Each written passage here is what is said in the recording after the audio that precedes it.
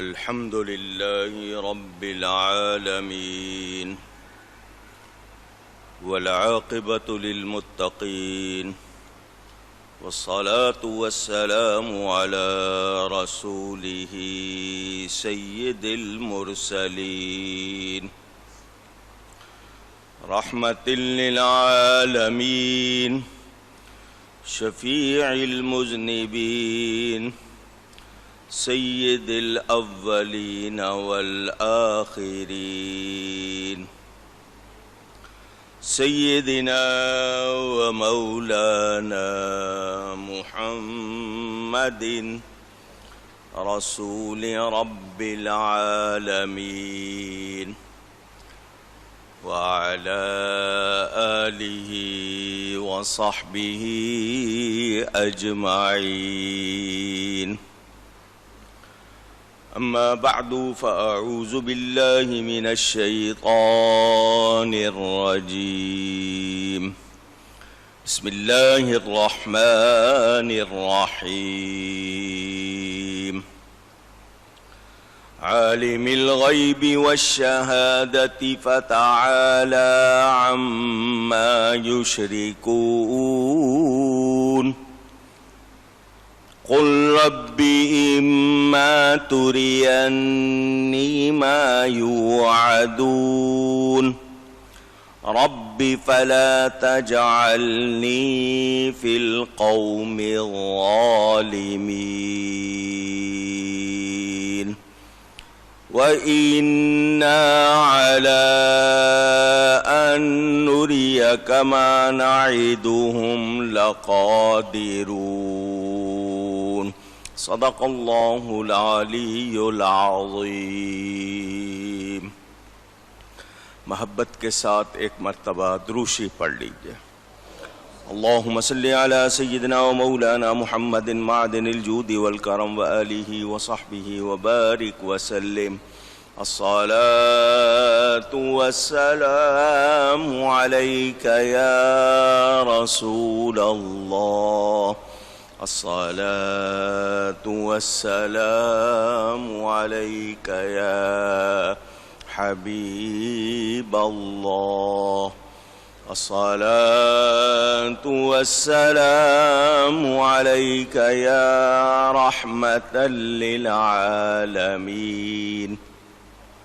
وعلى آلك وأصحابك يا شفیع المذنبین. حمد و صلات کے بعد قرآن کریم کی سورۃ المومنون کی تفسیر آپ سن رہے ہیں. کچھ جمعے میں نے علم غیب کے موضوع پر کچھ باتیں آپ تک پہنچائیں. انشاءاللہ پھر کبھی آیت آئی تو مزید گفتگو کریں گے. اللہ تعالیٰ فرماتا ہے جاننے والا ہے ہر چھپے ہوئے اور کھلے ہوئے کا، تو اسے بلندی ہے ان کے شرک سے. اور میرے حبیب آپ فرما دیجئے اے میرے رب اگر تو مجھے دکھائے جو انہیں وعدہ دیا جاتا ہے تو اے میرے رب مجھے ان ظالموں کے ساتھ نہ کرنا، اور بے شک ہم قادر ہیں کہ تمہیں دکھا دیں جو انہیں وعدہ دے رہے ہیں. اس سے پہلے آپ نے بہت جو آیات سنی ان میں جو بیان آپ کے سامنے ہوا اس میں جو تفصیل آئی، کافروں نے ہمیشہ نبیوں کو یہی کہا کہ ہمیں جس عذاب سے ڈراتے ہو اور ہمیں کہتے ہو کہ پکڑ ہوگی عذاب ہوگا تو وہ عذاب لے آؤ. یہ مزاج ان کا بجائے اس کے کہ نصیحت خیر خواہی کو کہتے ہیں، بھلائی کو اپنانے کی بجائے وہ آگے سے لے آؤ جو عذاب لے آنا ہے.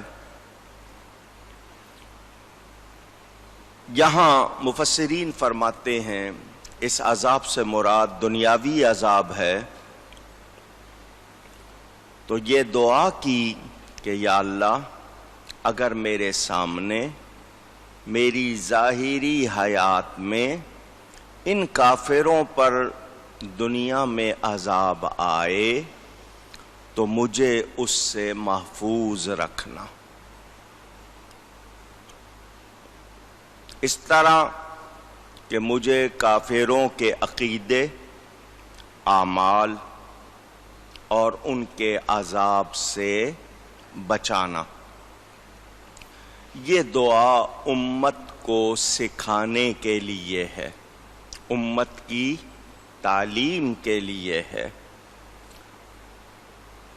انبیاء کرام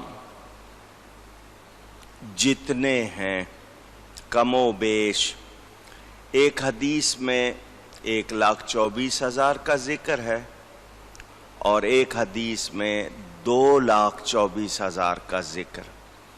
اس لیے ہم ساتھ میں کم و بیش، کم یا زیادہ کا لفظ لگا دیتے ہیں کہ 1,24,000 کم زیادہ جتنے نبی آئے وہ سب گناہوں سے معصوم ہیں۔ یہ یاد کر لے، انبیاء گناہوں سے معصوم ہیں۔ ایک ہوتا ہے محفوظ ہونا، حفاظت میں ہونا، اور ایک ہے معصوم ہونا کہ وہ گناہ کر ہی نہیں سکتے، ان سے گناہ صادر نہیں ہو سکتا۔ تو ان کی موجودی میں، نبیوں کے موجود ہوتے ہوئے کافروں پر دنیاوی عام غیبی عذاب نہیں آ سکتا، کیونکہ اللہ تعالی نے خود فرما دیا وَمَا كَانَ اللَّهُ لِيُعَذِّبَهُمْ وَأَنْتَ فِيهِمْ۔ اے محبوب، آپ کا رب ان پر عذاب نہیں کرے گا کیونکہ آپ ان میں موجود ہیں۔ تو انبیاء کی موجودی، ان کا موجود ہونا ہم سے کتنی بلاؤں کو، عذاب کو ٹالتا ہے ہمیں اندازہ نہیں ہے۔ تو ان پر یہ عذاب آنا تو ایسے ناممکن ہے جیسے دو معبود ہونا، یعنی دو خدا نہیں ہو سکتے، تو نبی کی موجودی میں ان پر یہ عذاب نہیں آ سکتا۔ پھر آگے بیان کہ اللہ تعالی قدرت والا ہے، جو چاہتا ہے کرتا ہے، اس کو کوئی روکنے ٹوکنے والا نہیں ہے، اس سے کوئی پوچھنے والا، وہ جس سے چاہے پوچھے۔ تو اب یہ کہ آپ کی حیات ظاہری میں کافروں پر کس طرح عذاب بھیجیں کہ اسلام لانے والوں کو فتح عطا فرمائیں۔ یہ کافروں پر عذاب ہو جائے گا کہ اسلامی فتوحات ہوں اور آپ کافروں کو شکست خوردہ دیکھیں۔ تو اللہ نے اپنے حبیب کو یہ دکھا دیا، بدر میں، دوسرے مقامات پر غزوات و سرایا ہوئے، مسلمانوں کو فتوحات ملی اور کافروں کو ہزیمت ہوئی۔ یہ حضور صلی اللہ علیہ وسلم نے دیکھا، اللہ نے ان کو دکھایا۔ وہ عذاب جو تباہ کر دیتا ہے، ختم کر دیتا ہے، وہ مراد نہیں، کیونکہ اس کے متعلق وعدہ ہو چکا کہ نبی کے ہوتے ہوئے ایسا عذاب نہیں آئے گا۔ وہ لوگ جو یہ کہتے ہیں، اس سے امکان کذب یعنی جھوٹ کی گنجائش نکالتے ہیں، وہ کبھی کامیاب نہیں ہو سکتے۔ غیب سے پتھر برسنا، صورتیں مسخ ہو جانا، یہ نبی پاک صلی اللہ علیہ وسلم کی امت پر عذاب نہیں آیا، کیونکہ اللہ نے نبی سے اس کا وعدہ کر لیا تھا۔ پہلی امتوں پر یہ عذاب آئے،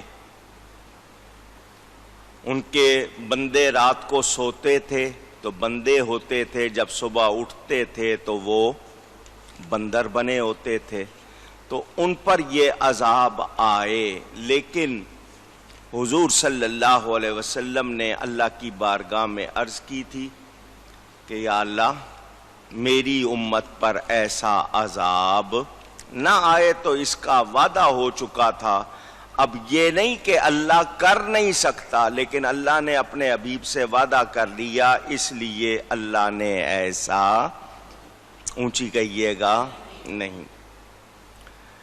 یہاں دو ایک باتیں آپ کی مزید آسانی کے لیے عرض کر دوں۔ ہم لوگ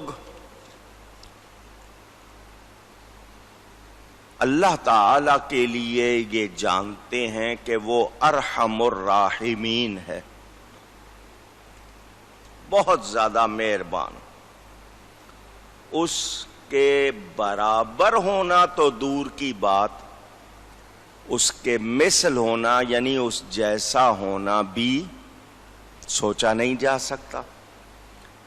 وہ بڑا مہربان، پھر ڈرانے کی، عذاب کی باتیں کیوں؟